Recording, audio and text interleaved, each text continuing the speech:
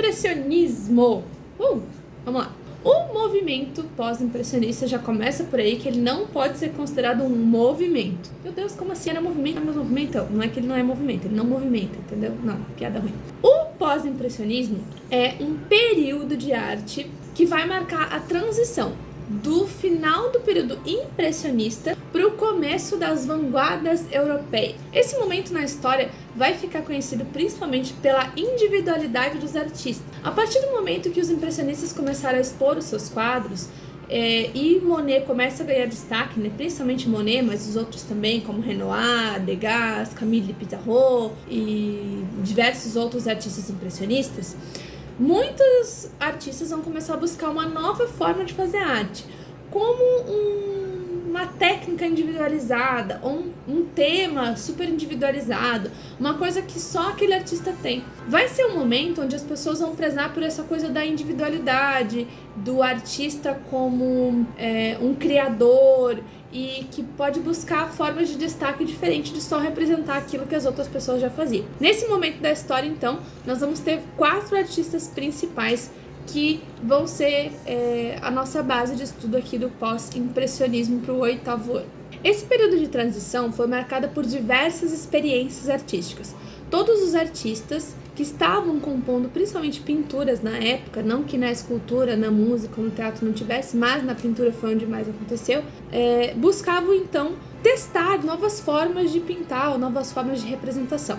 O que aconteceu foi o seguinte: não havia uma unidade estética nesse momento da história da arte. Cada artista buscava sua própria expressão, por isso esse período é marcado pela individualidade. Essa expressão pós-impressionismo, então, ela foi utilizada para marcar a pintura que se desenvolveu do início de 1886 até o início das vanguardas europeias no século XX. Vai ser repleto de artistas que vão influenciar as vanguardas europeias. O primeiro artista que a gente vai começar falando no pós-impressionismo é o Cézanne. Cézanne pintava paisagens valorizando sobretudo a estrutura geométrica que ele podia encontrar na natureza, como, por exemplo, uma organização de uma natureza morta, onde ele fazia composições em triângulo, arrumando os elementos para que eles formassem esse triângulo aí que aparece nas imagens. As gradações de cores que também aparecem na obra do Cézanne são fruto de um estudo dos objetos em si, de como a luz incidia sobre eles. Cézanne gostava de ficar horas debruçado sobre sobre mesmos elementos, a mesma composição, buscando ver como a luz incidia sobre eles, a sombra, se tinha uma vela, se não tinha, se era luz natural. E todos esses estudos sobre iluminação resultaram nas gradações de tons e nas sombras que aparecem nas obras desse artista. Todos os seus estudos tinham base na matemática e na geometria. Ele achava que essa era uma forma de entender o mundo e possibilitava uma melhor representação de como a natureza se expressava, já que ela também era geométrica. Essa face da matemática e essa obsessão, principalmente pela questão da geometria, pelas formas geométricas simples e formas geométricas complexas que o Cézanne utilizava para fazer as representações da natureza, vão dar início aos pensamentos que mais tarde vão se concretizar no cubismo, em 1905, com a vanguarda europeia que foi estrelada por Pablo Picasso e Georges Braque. Para a gente começar, a primeira coisa que nós temos que ter em mente é o seguinte: o que é uma natureza morta? A natureza morta é um gênero da pintura que se caracteriza por representar seres inanimados, ou seja, são elementos que são compostos pelo artista de um jeito que lhe agrada, e aí esses elementos vão ser representados no seu quadro. Então, a natureza morta, ela não é só a pintura. Ela começa ainda no estudo de composição que o artista faz. Para você representar a sua natureza morta do lado daí, você pode fazer o seguinte: você pode pegar frutas da sua casa e colocar elas em cima da mesa, ou dispor sobre um prato, ou uma cesta, ou até mesmo combinar com flores. Você pode pegar uma imagem na internet, ou você pode criar aí da sua cabeça.